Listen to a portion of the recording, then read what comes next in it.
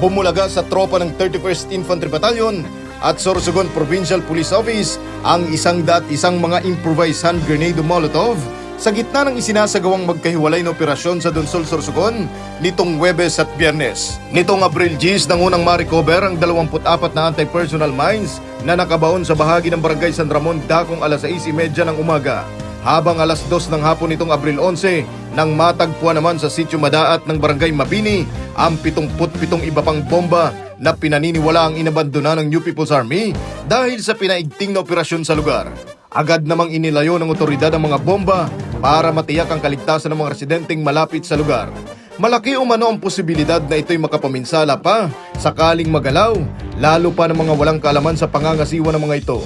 Muli namang nagpasalamat ang pamunuan ng 9ID sa impormasyong ipinarating ng mga concerned citizen na nagresulta sa pagkakadiskubre ng nasabing kagamitan habang tiniyak ang tuloy-tuloy na pagtugi sa grupong nasa likod ng produksyon at pag-iingat ng mga eksplosibo na lubhang mapanganib sa publiko. Kapayapaan para sa lahat. Jiro Banania, Spear News.